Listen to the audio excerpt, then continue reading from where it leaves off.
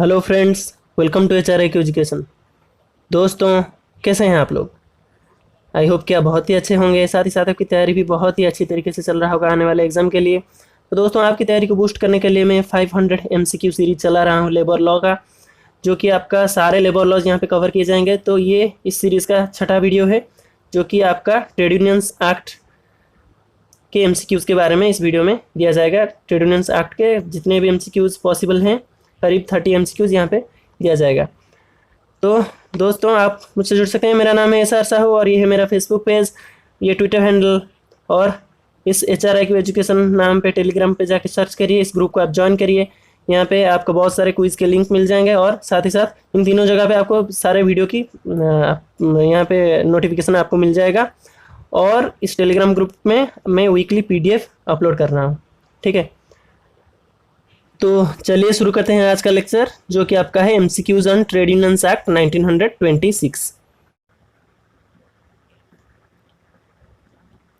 तो आज का लेक्चर का फर्स्ट क्वेश्चन आपका है, the Indian trade unions act 1926 is patterned after trade union act of which country. तो कौन सी कंट्री के एक्ट को पैटर्न करते हुए, एक्ट को फॉलो करते हुए इंडियन ट्रेड यूनियंस एक्ट 1926 बना था? तो ये आपका ग्रेट ब्रिटेन के एक्ट को फॉलो करते हुए, ग्रेट ब्रिटेन के एक्ट के पैटर्न में ये इंडिया का एक्ट बना था। तो आपका आंसर इसमें आपका हो गया ऑप्शन बी। तो सेकंड क्वेश्चन आपका है, जो first trade union legislation in great Britain is.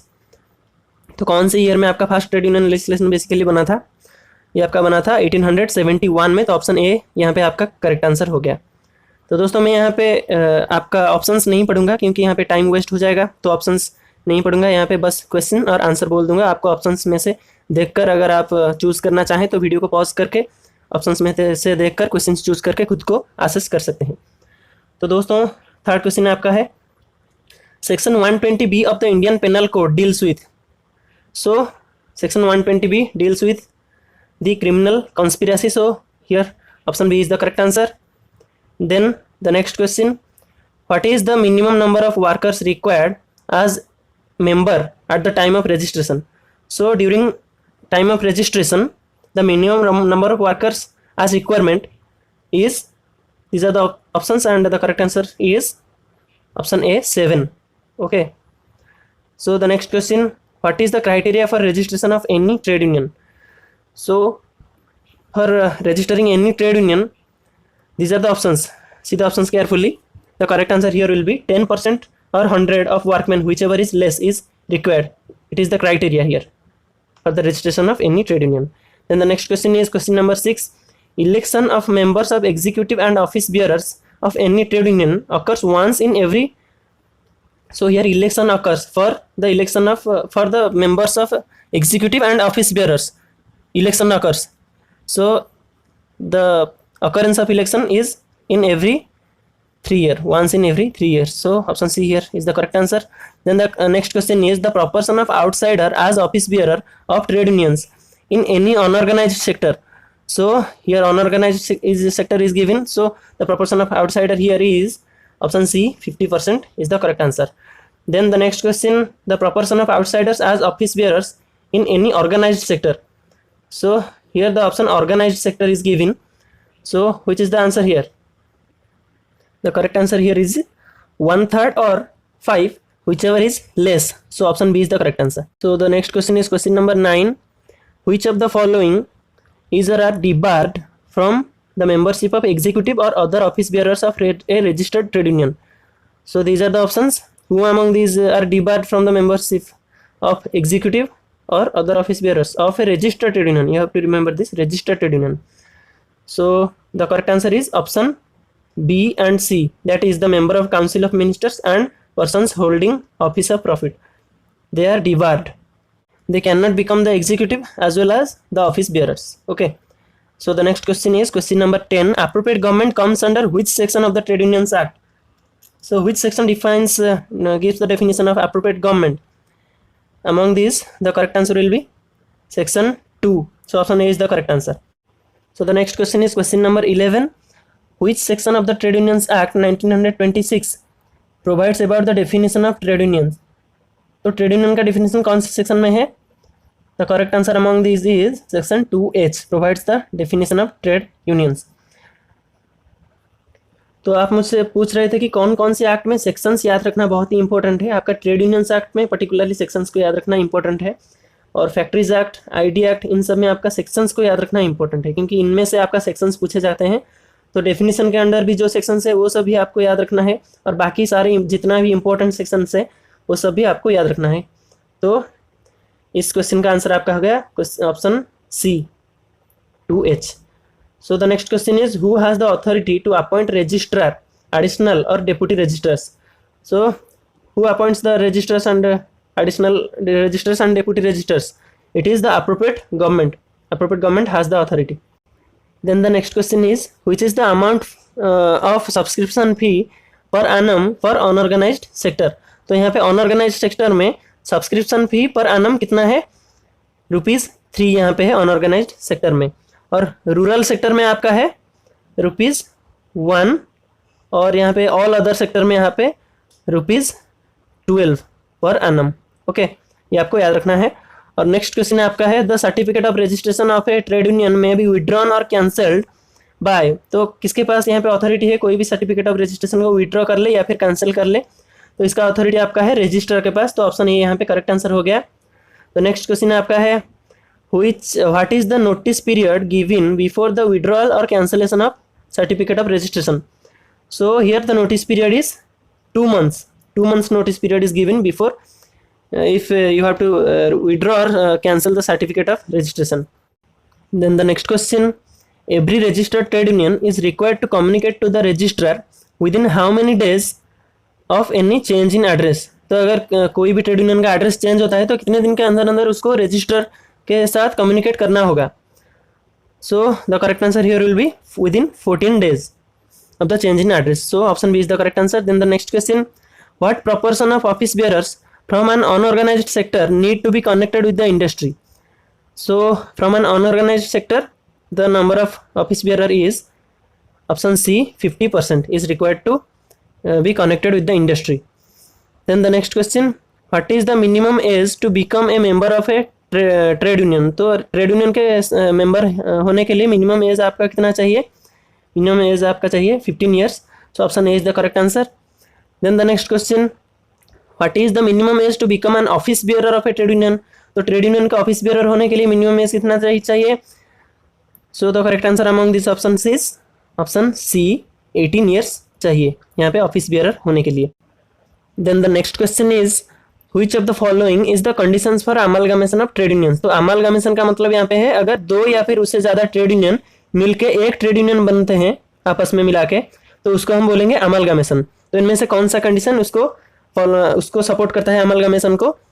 कौन सा कंडीशन के तहत amalgamation होना पॉसिबल है? तो these are the options. Please read out the options and try to find out the correct answer. The correct answer here will be both option A and C. Option B is not correct. Option A and C. So please understand the options. At least 50% of all its members voting recorded. So if there are 100 members, then at least 50%. So minimum 50 members among them needs to vote. Okay. So voting occurs among the total members. 50% minimum needs to vote. Needs to participate in the voting process. So among the 50%, among those who are participated, so minimum here is 50%, but among those who are participated, if 50% or more than 50%, then among those 60% among those needs to be in favor of the proposal. Okay, among the participated voters, 60% need to be in favor of the proposal. So here option A and C are correct. Then the next question, what proportion of consent of the members of a trade union is required to change the name of trade union? तो यहाँ पे trade union के नाम को change करने के लिए कितने प्रोपोर्शन के मेंबर यहाँ पे सपोर्ट चाहिए? So correct answer here will be option B 2/3. 2/3 members need to give their support. Then the next question, for the dissolution of any trade union, a notice has to be sent to the registrar signed by at least 7 members plus the secretary. Okay. 7 members plus the secretary of the trade union. Within how many days of such dissolution? अगर कोई dissolution यहाँ पे होता है कोई trade union का, तो यहाँ पे नोटिस देना चाहिए. किसको यहाँ पे नोटिस देंगे? रजिस्टर को नोटिस देंगे. तो इस नोटिस को साइन करेंगे एटलीस्ट 7 members और secretary of the trade union. तो ये कितने दिन के अंदर अंदर डिसोल्यूशन के कितने दिन के अंदर अंदर रजिस्टर को ये नोटिस दिया जाएगा। So these are the options here, the correct answer will be within 14 days of such dissolution. Okay, then the next question is the annual returns has to be submitted by the trade union on. So यहाँ पे कौन सी date में annual return submit किया जाएगा trade union का? these are the options here. So the correct answer will be option B, 31 दिसंबर को। ठीक है, तो साल के लास्ट डे को ही एनुअल रिटर्न यहाँ पे दिया जाएगा। Then the next question, a copy of alterations made in the rules has to be sent to the registrar within how many days of such changes? So if any rules are changed, then the copy of such alterations need to be sent to the register within 15 days या फिर 30 days, 14 days या फिर 45 days. So the correct answer here will be 15 days. Option A is the correct answer. Then the next question is question number 25. According to the first NCL, which of the following do not need any compulsory registration? तो आपका first national commission of labour के तहत कौन सा यहाँ पे compulsory registration कौन सी organisation में यहाँ पे नहीं चाहिए? सो here the correct answer will be option D, central organisations. तो सेंट्रल ऑर्गेनाइजेशन का यहाँ पे कंपलसरी रजिस्ट्रेशन करना यहाँ पे नहीं चाहिए। Okay, then the next question is question number 26. A complaint of supplying false information regarding trade unions has to be made within how many days from the date of the offense? So it is an offense. Offense is supplying false information regarding any trade union. तो यहाँ पे कितने दिन के अंदर अंदर ये offence के कितने दिन के अंदर अंदर यहाँ पे होना चाहिए कंप्लेंट? तो यहाँ पे 6 महीने के अंदर अंदर कंप्लेंट होना चाहिए। तो correct answer will be option C, 6 months. Then the next question is question number 27. In case of continuing failure to submit returns of a registered trade union, the maximum fine can be collected is, so here the maximum fine is ₹50. Option B is the correct answer here. तो continuing offence के case में यहाँ पे fine आपका है ₹5 पर week, पर यहाँ पे कुल मिला के ये जो कंटिन्यूइंग ऑफेंस के केस में ये फाइन मैक्सिमम आपका ₹50 तक लिया जा सकता है। So the answer to this question is option B, ₹50. Then the next question, the fine in case of giving incorrect copy of rules of an unregistered trade union. तो यहाँ पे unregistered trade union के case में अगर कोई incorrect copy यहाँ पे provide करता है रूल्स का, तो उस केस में फाइन यहाँ पे कितना है? यहाँ पे आपका ₹200 है यहाँ पे फाइन। तो option C is the correct answer here. Then the last question is willful false entry in the annual returns can collect fine up to, तो अगर एनुअल रिटर्न्स में यहाँ पे willful जानबूझ के यहाँ पे फॉल्स एंट्री किया गया है, झूठा एंट्री यहाँ पे किया गया है, तो यहाँ पे फाइन्स कितने रुपीस तक यहाँ पे कलेक्ट किया जा सकता है? So these are the options and the correct answer will be option D, ₹500. तो फ्रेंड्स, ये था आज का topic trade unions act 1926. I hope कि ये वीडियो आपको इन्फॉर्मेटिव लगा और आपको ये हेल्प करेगा बहुत सारे एग्जाम्स में। तो दोस्तों, अगर आप इस वीडियो की PDF पाना चाहते हैं, इस क्वेश्चन का PDF पाना चाहते हैं, तो कुछ दिनों के बाद ये सारे जितने भी एक्ट्स है आपका लेबर लॉज आपका नेट के सिलेबस में, वो सारे लेबर लॉज कवर करके उस सारे लेबर लॉज का MCQs का PDF आपको दिया जाएगा आप एक स्टूडेंट फ्रेंडली प्राइस में। तो दोस्तों, आज के लिए इतना ही। जल्द ही मिलेंगे और एक नए वीडियो के साथ। तब तक जय हिंद, जय भारत।